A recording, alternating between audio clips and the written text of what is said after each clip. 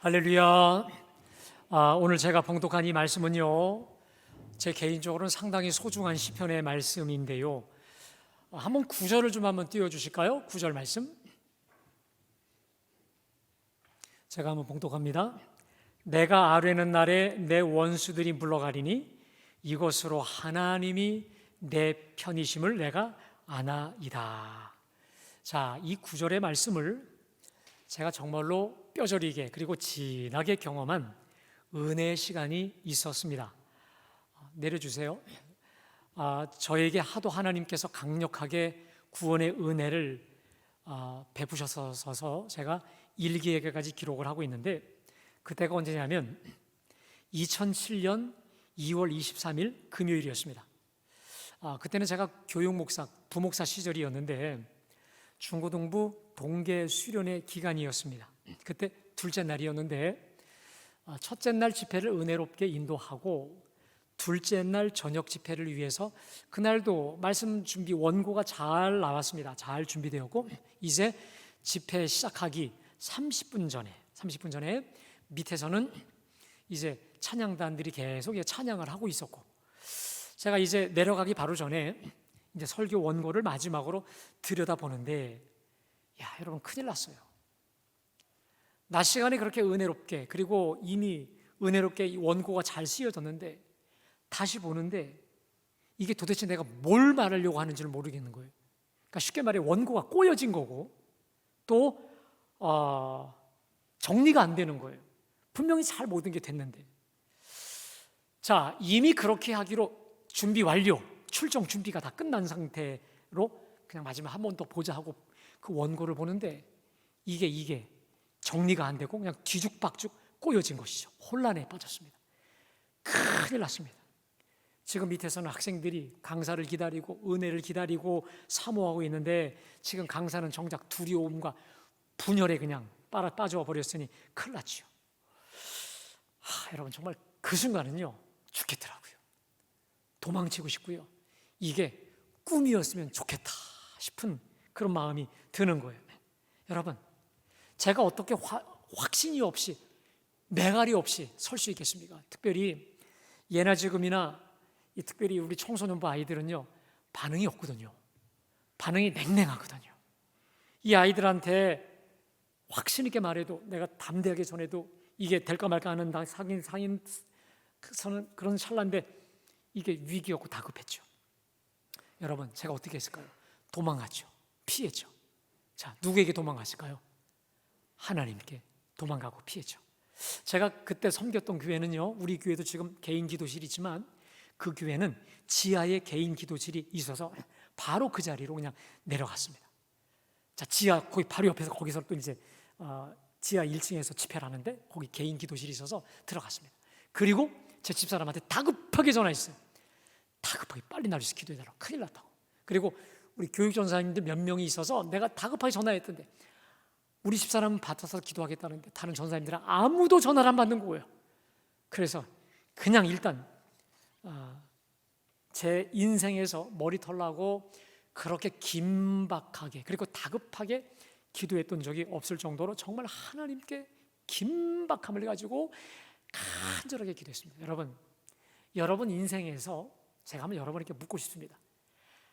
가장 긴급하게, 가장 정말 다급하게 긴박성을 가지고 기도했던 때가 언제입니까? 제 인생에서 그때였습니다.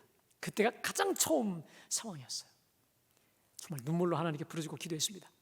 처음에 기도하는데 어떤 차도가 보이지 않아요. 그래도 죽지 않아서 기도했죠. 자, 5분이 지났는데도 어떠한 그런 감동도 느낌도 없어요. 그래도 상관없이 죽쳐서 달려들었죠. 자, 그러기를 한 8분 정도 하니까 여러분 신기하죠? 8분 정도 하는데 무지의 희미한 구름이 싹 거쳐지면서 기도줄이 확 잡혀지면서 내 마음에 하나님이 평안함과 담대함을 주신 줄로 믿습니다. 자, 그리고 놀라운 사실은 기도의 문이 활짝 열리면서요, 그 뒤죽박죽 되었던 그 원고가 하나로 쫙 끼워지는 겁니다. 여러분, 이거는요 정말 하나님께 기도하는 사람에게만 주시는 축복입니다. 우리가요 어떤 고민과 문제 때문에 밤새 며칠째 밤 안 자고 고민한다고 해도 해결 안 되는 뒤죽박죽 이 믹스 섞여져 있는 문제들이요, 여러분, 기도하는 그 순간, 간절히 기도하는 순간 하나님이 질서를 잡아 주실 때가 많거든요. 그때 정말 하나님이 기도문이 열리면서 확 하나로 잡아주셨습니다. 그리고 그 순간 빨리 나가야지, 빨리 나가고 싶은 거예요. 근데 하나님이 제 속에 주신 감동은 기도 시간을 다 채우라는 거예요. 그래서 30분 온전히 채우고 그 다음에 나갔죠. 여러분, 제가 딱 강단에 서서 아이들을 보는데 눈물이 그냥 왈칵 쏟아지는 거예요. 그렇게 예쁘고 사랑스럽고 그렇게 아이들이 귀해 보일 수가 없는 거예요. 자, 제가 그날 2시간을 꼬박 전했는데 우리 아이들 중에 누구 하나 저하고 눈이 핀트가 어긋나는 아이 없었고 몸 흔드는 아이 없었고 2시간 동안 온전히 함께 은혜 주고 은혜 받은 줄로 믿습니다. 그리고 찬양 설교 후에 찬양하고 기도회를 하는데 아이들이 집을 안 가는 거예요. 집을 안 가는 거예요. 제 인생에서 가장 은혜가 쏟아 부어졌었던 가장 충만한 시간이었습니다. 자, 그래서 집회를 11시에 넘어서 끝나고 나서 딱 핸드폰을 보니까 우리 집사람이 저에게 문자가 와 있는 거예요. 그게 뭐냐, 제가 기도실 들어간 10분 뒤에, 그러니까 제가 우리 집사람한테 다급한 목소리로, 여느 때 목소리가 아니니까 집에 있었는데 그 자리에서 그냥 기도한 거죠. 근데 10분 만에 하나님이 응답을 주셨는데 이렇게 주셨답니다. 두려워 말라, 반드시 너를 돕고 능력 주리라. 근데 저는 기도할 때는 못 보고 다 끝나고 나서 봤어요. 진작 봤으면 더 힘이 났을 텐데 말이죠. 자, 그리고 나서 제가 교육자실로 들어와서 딱 자리를 앉는데 하나님이 오늘 이 9절 말씀 다시 한번 띄워주시겠어요? 함께 다 같이 봉독합니다. 시작. 이것으로 하나님이 내 편이심을 내가 아나이다. 여러분, 원래 그때는 옛날 개역 한글판 성경이었거든요. 그때는 그 9절이 이거리였습니다.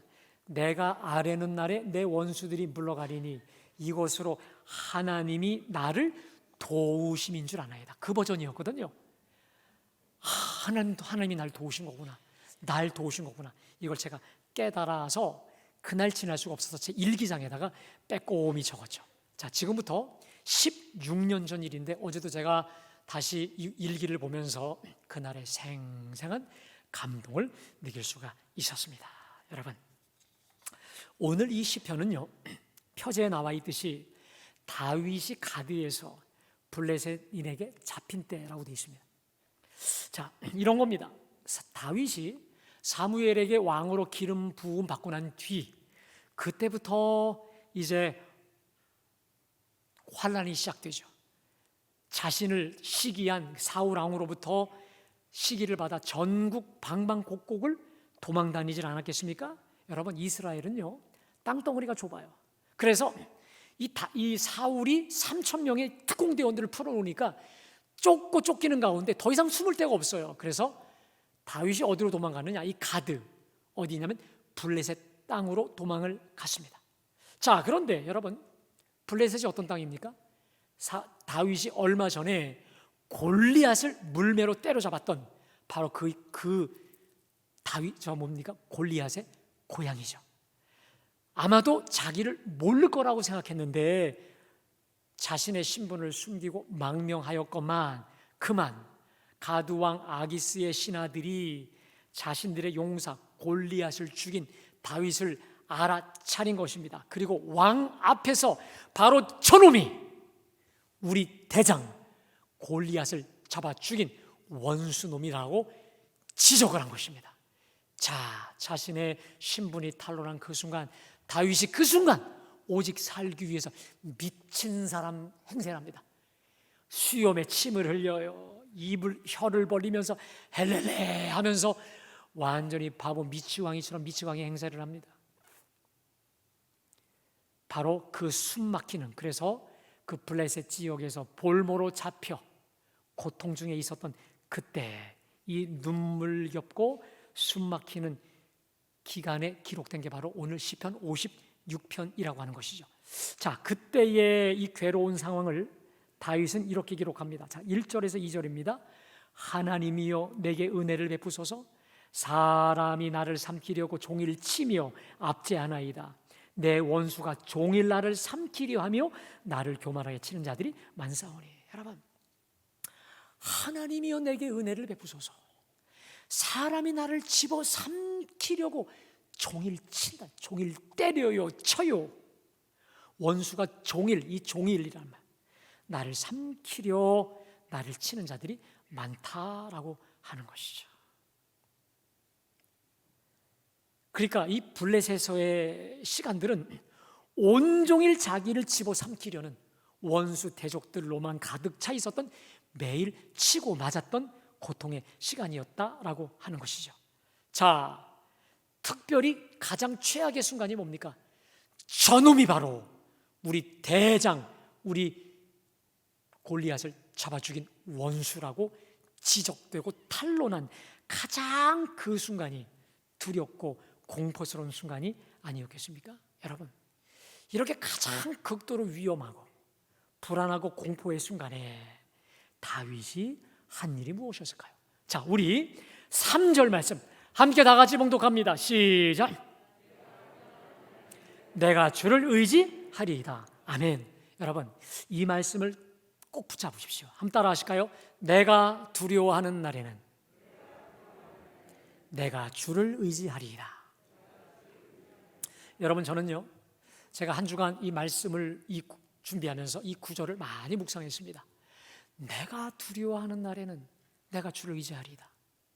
제가요, 이 말씀을 붙잡기 전에는 별로 그렇게 두려웠던 시간, 불안한 시간이 별로 많은 줄 몰랐는데, 이 말씀을 제 인생에 대입하다 보니까요, 제 인생에 정말 두려운 시간들이 은근히 많더라고요. 하루에도 몇 번이나. 근데 여러분, 이 말씀을 붙잡고 내가 두려워하는 날에는 주를 의지하리이다, 이 말씀을 붙잡고 주장하는 순간 하나님이 두려움에서 자유케 하여 주시더라고요. 할렐루야.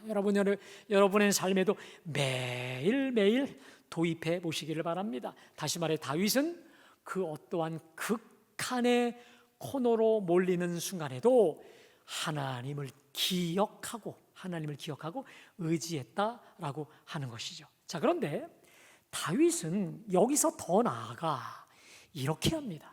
자, 우리 4절 말씀 함께 다 같이 봉독합니다. 내가 하나님을 의지하고 그 말씀을 찬송하올지라. 내가 하나님을 의지하였은즉 두려워하지 아니하리니 혈육을 가진 사람이 내게 어찌? 여러분, 거기 내가 하나님을 의지하고, 이거까지 좋아요. 근데 그 뒤에 뭡니까? 그 말씀을 찬송하올지라.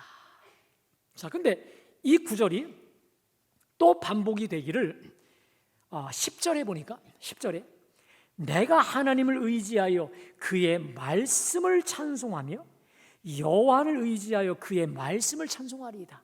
여러분, 이게 무슨 말입니까? 내가 하나님을 의지한다고 하는 것은 알겠는데 그 말씀을 찬송한다는 게 뭘까요? 이런 겁니다. 우리 하나님께서 주신 약속의 말씀, 우리 하나님께서 주신 그 구원의 약속의 말씀을 그 두려운 순간에 붙잡았다, 이런 것입니다. 자, 어떤 말씀일까요? 다윗이 이 두려움의 순간에 그 말씀을 붙잡고 돌파했는데, 그 두려움과 불안의 순간을 돌파해 나갔는데 그 말씀이 어떤 말씀일까? 이런 말씀 아닐까요? 자, 이사야 41장 10절 말씀 우리 다 같이 봉독합니다. 두려워하지 말라, 내가 너와 함께함이라. 놀라지 말라, 나는 내 하나님이 됨이라. 내가 너를 굳세게 하리라. 참으로 너를 도와주리라. 참으로 나의 의로운 오른손으로 너를 붙들리라. 할렐루야. 많은 사람이 붙잡았고 특별히 다윗이 붙잡았을 저 축복의 말씀, 하나님의 임마누엘의 약속 붙잡으시기를 주님의 이름으로 축복합니다. 여러분, 그뿐만일까요? 시편 118편 6절 말씀 우리 함께 다 같이요, 시작. 내가 두려워하지 아니하리니 사람이 내게 어찌 할까? 또 18편 7절이요. 여호와께서 내 편이 되사 나를 돕는 자 중에 계시니 그러므로 나를 미워하는 자들에게 보응하시는 것을 내가 보리로다. 할렐루야. 여러분, 평소에도 물론 얘기했지만 극한의 순간에, 그 어두움의 순간에 여러분, 우리 하나님의 생명의 말씀, 광명의 말씀을 붙잡을 때 여러분, 우리는 두려움의 순간은 그 말씀을 뚫고 나갈 수 있게 되는 줄로 믿습니다. 그러니까 내 힘만으로는 이 두려움과 이 극한의 순간을 뚫고 나갈 수 없습니다. 그런데 하나님의 약속의 말씀을 붙잡고 나아갈 때 어떠한 장애도 뚫고 나아갈 수 있게 되는 줄로 믿습니다. 그래서 평소에 말씀 암송이 참 중요한데요, 여러분, 특별히 오늘 이 고백과 아주 비슷한 고백을 다윗이 시편 18편 29절에서 이렇게 합니다. 자, 함께 다 같이 봉독합니다. 시작. 적군을 향해 달리며 내 하나님을 의지하고 담을 뛰어 넘나이다. 아멘. 여러분 한번 저를 따라할까요? 내가 주를 의뢰하고 적군을 향해 달리며 내 하나님을 의지하고 담을 뛰어 넘나이다. 할렐루야. 여러분, 저 말씀을 일평생 붙잡고 어릴 때부터 지금까지 자신의 인생의 장벽, 장애물을 뚫고 성공한, 그리고 멋진 분이 있습니다. 누구냐면 총신대에서 오랫동안 유명한 교수로 활동을 하시다가 저 대구 동신교회 가서 교회를 아주 건강하게 부흥시켰던 권성수 목사님이라는 분이 계십니다. 이분은요, 선천적으로 위가 약해요. 위장장애 환자예요. 먹었다면 채우고 늘 항상 소화가 불량이 돼서 늘 속이 쓰리고 위장병 환자였어요. 논문을 쓸 때도, 아이들을 가르칠 때도, 뭐 할 때도 항상 속이, 위가 걸렸던 분이었습니다. 자, 그런데 이분이 그렇게 간증합니다. 내가 이렇게 위장병 환자인데, 내가 이렇게 약하고 골골하지만 내가 내 하나님을 의뢰하고 적군을 향해 달렸고 내 하나님을 의지하고 모든 담장을, 장애물을 뛰어 넘었나이다. 할렐루야. 다윗의 이 고백이 자신의 고백이라고 당당히 말씀해 주셨다라고 하는 것이죠. 여러분, 오늘 제가 여러분에게 말씀드렸던 이 주옥과도 같은 말씀들, 여러분들이 잘 암송하고 계셨다가 두려움의 순간, 위기의 순간에 화살처럼 꺼내 쓰시기를 주님의 이름으로 축복합니다. 여러분, 하나님의 말씀은요, 제가 볼 땐 그렇습니다. 마치 화살통에 화살과도 같아서, 여러분, 아무리 마귀가 우리를 두려움과 불안함 속에 우리를 집어쳐넣으려고 해도 말씀이 많이 내장되어 있으면 여러분, 화살을 꺼내는 거예요. 화살을 꺼내서 바로 찌르고 쏘고 얼마든지 극복할 수 있는 것처럼 평소에 하나님 말씀으로 많이 화살통에 준비해 놓기를 주님의 이름으로 축복합니다. 자, 근데 여러분, 다윗이 이렇게 하나님과 하나님의 말씀을 의지하여 원수들을 이겨내고 돌파했다고 하지만, 그러나 상황은 바뀐 게 하나도 없어요. 여전히 블레셋이에요. 여전히 하나도 환경과 여건은 변한 게 없습니다. 볼까요, 여러분? 5절부터 보세요. 그들이 종일 내 말을 곡해하며 나를 치는 그들의 모든 생각은 사악이라. 종일 나를 쳐요. 내 말을 곡해하여 사악해요. 그들이 내 생명을 엿보았던 것 같이 모두 모여 숨어 내 발자취를 지켜보라. 어떻게 저놈을 죽일까? 어쩌면 저걸 단방에 없앨까? 역적 모임만 꾸미고 있어요. 7절입니다. 그들이 악을 행하고야 안전하오리까? 하나님이여 분노하사 무백성을 낮추소서. 그들은 여전히 나를 향해 해악과 나를 치명적으로 없애려고 틈만 나면 수군대고 모의를 꾸미고 있다라고 하는 것이죠. 한마디로 이렇게 괴로운 현실 한복판이죠. 자, 이때 바로 또 여기에서 다윗이 정말 하나님 앞에 눈물겨운 기도를 드립니다. 자, 우리 8절 말씀 우리 다 같이 함께 봉독합니다. 나의 유리함을 주께서 계수하셨사오니 나의 눈물을 주의 병에 담으소서. 이것이 주의 책에 기록되지 아니하였나이까. 아멘. 자, 거기 나의 유리함을 주께서 계수하셨다. 여러분, 유리함이라는 말이 뭘까요? 다른 말로 유리방황, 방황하다, 정처 없이 헤매다라는 뜻인데 이런 겁니다. 이 유리한다는 말은 이런 겁니다. 누구에게도 아무런 보호받지 못하는 약자의 상태를 말합니다. 쉽게 말해 내가 지금 여기서 죽어도 누구 하나 장사 지내줄 사람이 없는 떠돌이, 이방인, 나그네 의 상태를 바로 유리한다라고 하는 것인데, 지금 다윗은요 왕으로 기름 부음 받고 나서 정작 10수년간 사울에게 계속 쫓겨요. 정수없이 도망다녀요. 그리고 지금은 더 이상 숨을 데가 없어 블레셋에 정처없이 돌아다니고 있는 자신의 처량한 신체를 유리방황한다라고 말하고 있습니다. 자, 지금 하나님께 나의 유리방황함을 하나님께서 계속 헤아려 주십시오. 헤아려 주십시오. 자, 그리고 오늘 제 설교의 결론, 핵심 구절입니다. 자, 이런 기도를 드립니다. 따라합시다. 나의 눈물을 주의 병에 담으소서. 아멘. 다윗이 이 고통의 순간에 하나님, 나의 유리 방황함 지금 보고 계시죠? 헤아려 주시죠? 나의 눈물을 주의 병에 담아주소서 기도하고 있는 거예요. 자, 여러분, 나의 눈물을 주의 병에 담으소서, 이게 무슨 뜻입니까? 어느 주석가는 이렇게 말합니다. 당시 로마 사람들은요, 어느 사람이, 사랑하는 사람이 죽으면 가족들과 친지들이 여러분 병에다가 눈물을 짜요. 눈물을 흘려요. 그 눈물을 흘려서 병에 이렇게 담아서 관에 함께 매장을 하는 습관이 있었다고 합니다.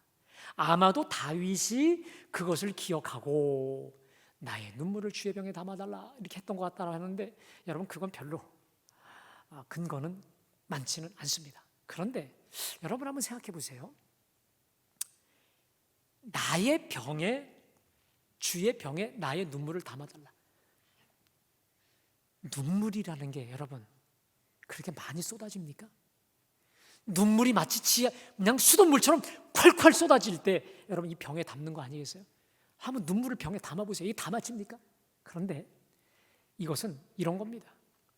지금 다윗에게 얼마나 눈물질 일이 가득한지를 말하고 있는 것이죠. 이거하고 유사한 말이 시편 42편을 보니까 주야로 눈물이 내 음식이 되었도다. 내가 지금 밥을 먹는데 밥을 먹는 건지 눈물을 먹는 건지 모를 정도로 눈물이 하염없이 줄기차게 쏟아지는 거죠. 지금 다윗의 상황이 그런 상황이었다는 거예요. 더 중요한 것은 나의 눈물을 주의 병에 담으소서, 이 말의 뜻은 뭐냐면 하나님, 내 고통을, 내 유리방황함을, 내 외로움과 곤고함을 기억해 주셔서 기억하사 담아달라라고 하는 거 아니겠습니까? 자, 그런데 여러분, 제가요 나의 눈물을 주의 병에 담으소서라는 이 말씀을 묵상하다가 하나님이 어제 저에게 빛을 주셨습니다. 아하, 다윗의 눈물은 헛된 눈물이 아니었구나. 다윗의 눈물은 고귀한 눈물이었고, 특별히 우리 하나님 구원의 촉발제가 된 거룩한 눈물이구나라는 걸 깨닫게 되었습니다. 여러분, 눈물이라는 게 그렇잖아요. 그냥 흘리고 나면 끝이잖아요. 사라져버리잖아요. 그런데 다윗의 눈물은 한 번 흘리고 사라져버린 그냥 그 눈물이 아니라 하나님이 그 눈물을 담아서 그 눈물을 보시고 하나님 구원과 기적의 원동력이 된 촉발제가 되게 만들어준 거룩한 눈물이었다. 마치 무엇처럼? 여러분, 히스기야의 눈물이죠. 오늘날 하나님이 이사야를 통해서 말씀하시죠. 네가 반드시 죽으리라.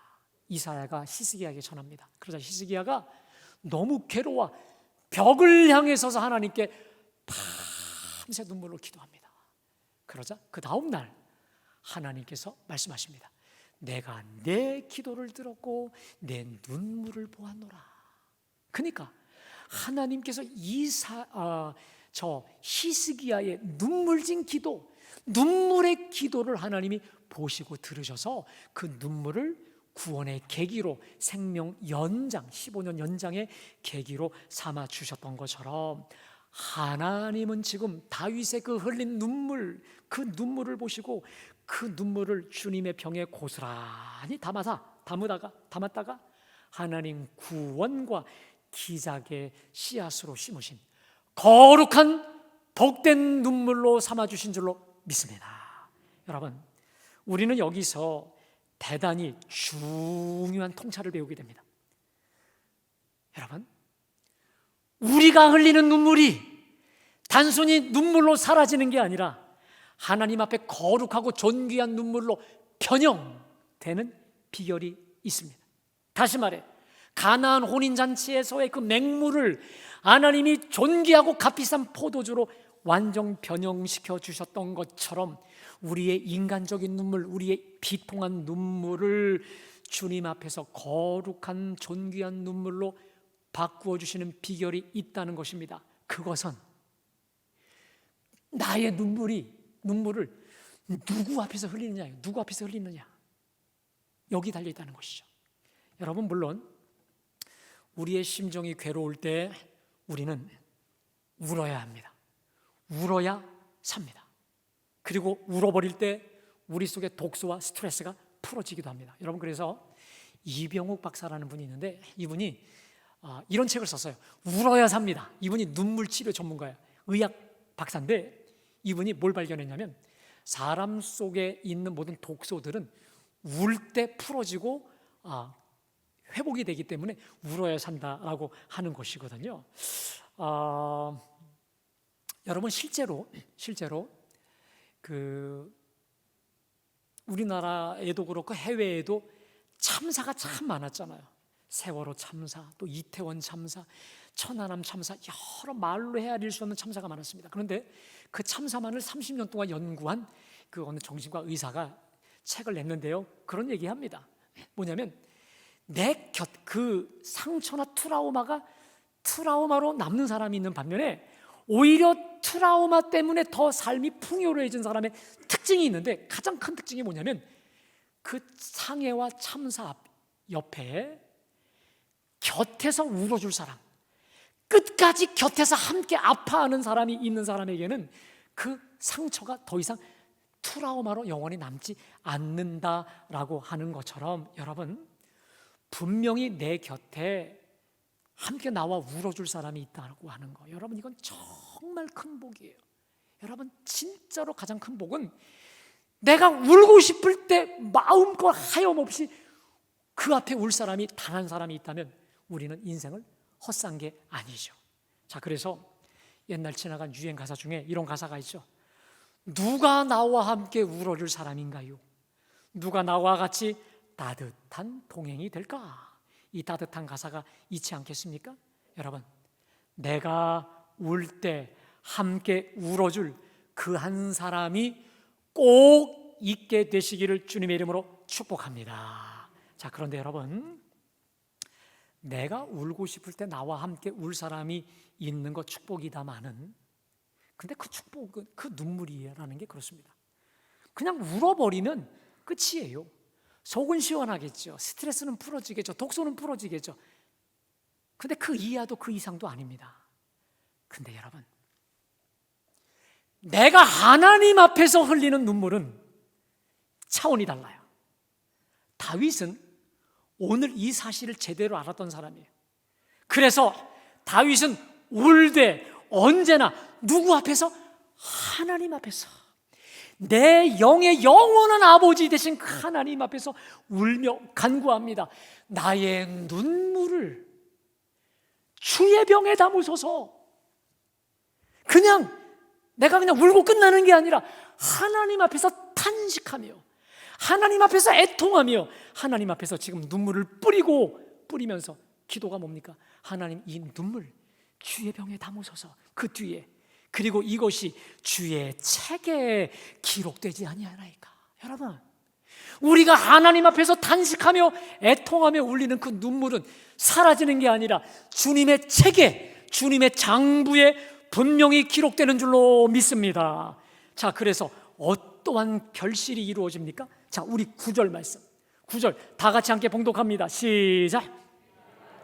내 원수가 물러가리니 이것으로 하나님이 내 편이심을 내가 눈물로 아뢰는 그때에 내 원수가 물러가리니, 그래서 하나님이 내 편이심을, 나와 함께 하사 나를 돕는 자 중에 계신 것을 우리가 확실히 알게 될 것이라는 것이죠. 여러분, 근데 어디 그뿐입니까? 자, 우리 12절과 우리 13절을 다 같이 봉독합니다. 시작. 내가 주께 소원함이 있사온지 내가 감사제를 주께 드리니 주께서 내 생명을 사망에서 건지셨습니다.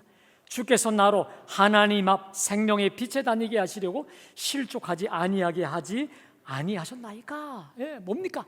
하나님이 나로 감사제를 드리게 하신다는 거예요. 특별히 내 생명을 사망에서 건지실 뿐만 아니라 지금 어둠 속에 자빠라져 있어도 나를 빛으로 끌어올리셔서 실족하지 않게 하여 주셨다는 것이죠. 과연 하나님은 다윗의 믿음과 소원대로 다윗의 눈물을 보셨어요. 다윗의 애통함을 보셨어요. 그리고 주님의 병에 고스란히 담아주셔서, 그렇죠? 그 눈물을 보시고 하나님만이 베푸실 수 있는 하나님의 기적, 하나님의 구원을 베푸사 모든 원수가 물러가게 하여 주셨고, 사망에서 생명으로, 어둠에서 빛으로 바꾸어 주신 줄로 믿습니다. 사랑하는 여러분, 오늘 다윗의 간구가 우리 모두의 간구가 되시기를 주님의 이름으로 축복합니다. 자, 그런 의미에서 저를 따라합시다. 나의 눈물을 주의 병에 담으소서. 다시 한번요. 나의 눈물을 주의 병에 담으소서. 할렐루야. 여러분, 사람의 기억은요 한계가 있어요. 내가 그 앞에서 아무리 울어도 잊어버려요. 사람의 위로는 한계가 있어서 영원할 수가 없습니다. 그러나 우리 하나님의 기억은 영원한 줄로 믿습니다. 하나님의 위로는 영원하여 주셔서 눈물로 하나님께 내 눈물을 뿌리고 탄식을 뿌릴 때 하나님의 다함이 없는 은총, 다함이 없는 구원의 역사 베풀어 주실 줄로 믿습니다. 여러분께 제가 묻습니다. 그동안 여러분의 애통, 여러분의 탄식, 여러분의 한숨, 여러분의 눈물은 어떤 눈물이었습니까? 오늘 다윗과 같이 하나님 앞에서의 눈물이었습니까? 아니면 누구 붙잡고만 흘렸던 눈물이었습니까? 오늘 이후로 우리의 눈물이 우리 주님 앞에서의 눈물이 되시기를 주님의 이름으로 축복합니다. 나의 눈물을 주의 병에 담으소서. 이 고백이 저와 여러분 모두의 고백이 되시기를 주님의 이름으로 축복합니다. 여러분, 우리 인생의 연수가 다하면 오늘 말씀 전하는 저나 여러분 모두가 다 하나님 나라 천국에 갈 것입니다. 천국에서는 더 이상 눈물이 없죠. 그래서 계시록 21장 4절에 보니까 모든 눈물을 그 눈에서 닦아주시니, 여러분, 우리가 지금은 이것저것 복잡한 것 때문에 눈물 흘릴 것이 참 많아요. 하지만 주님은 그날에 우리 눈에서 모든 눈물 닦아주실 줄로 믿습니다. 그러나 이 땅에서는 어쩔 수 없이 억울한 또 고통의 눈물을 피할 수 없을 것입니다. 근데요, 우리가 기왕 흘릴 거라면 오늘부터 주님 앞에서 울자고요. 아멘? 주님 앞에서 울자고요. 그냥 흘리고 끝나는 눈물이 아니라 거룩한 눈물, 존귀한 눈물, 그 눈물을 주님이 담아주셔서 그거 보시고 우리 하나님의 놀라운 구원과 기적과 역사의 촉발제로 삼아주실 거룩한 눈물을 흘려보자고요. 아멘. 그래서 우리 주님 말씀하셨죠. 애통하는 자는 복이 있나니. 애통하는 자는 복이 있나니 그들이 위로받을 것이요. 그 애통이 어떤 애통입니까? 하나님 앞에서 애통이에요. 이 사람 저 사람 붙잡고 동네방네 그게 아니고 존귀하신 영원하신 하나님 앞에서의 애통, 탄식, 기도, 우는 자가 복이 있나니 우리 하나님이 영원히 우리를 위로해 주시겠다는 거 아니겠습니까? 여러분, 기왕 흘릴 눈물 주님 앞에서 많이 우실 때 하나님께서 놀라운 역사 우리 위에 베푸실 줄로 믿습니다. 저의 경험이고 간증입니다. 제가요, 눈물을 흘릴 만한 일이 많이 있어서 정말 눈물 가지고 기도실에 들어가잖아요. 하나님께 가잖아요. 그럼 하나님이 거기서 눈물 흘리게 하셔요. 근데 기도실에 들어가기 전에 눈물은 정말 인간적인 눈물이었어요. 근데 기도실 안에서 하나님은 응답의 눈물이죠, 구원의 눈물이죠, 감격의 눈물이죠, 찬송의 눈물을 기도하는 중에 주신다 이 말이에요. 그래서 들어갈 때도 눈물을 흘리고 나올 때도 눈물을 흘리는데 이 눈물의 질은 전혀 달라요. 들어가기 전에 눈물이 정말 슬픔과 애통의 눈물이었다면 기도를 거쳐 나오는 눈물은 구원의 눈물이요, 축복의 눈물이요, 감사의 눈물이요, 하나님 응답의 확신의 눈물인 줄로 믿습니다. 기왕 흘릴 눈물이라면 주님 앞에 많이 흘려 내 눈물을 주의 병에 담으소서. 그로 인한 하나님의 축복과 하나님의 간증과 응답과 구원의 역사 날마다 풍성해지고 더해지는 우리 칼보리 교회들 되시기를 주님의 이름으로 축복합니다. 이러한 거룩한 간증, 거룩한 승리의 역사가 저와 여러분들 속에 가득 차게 되시기를 주님의 이름으로 축복합니다. 자, 오늘 주신 말씀 기억하시면서 이 찬양이 많이 생각이 났습니다. 당신이 지쳐서 기도할 수 없었고 눈물이 빗물처럼 흘러내릴 때 주님은 하시네. 우리 찬양합시다.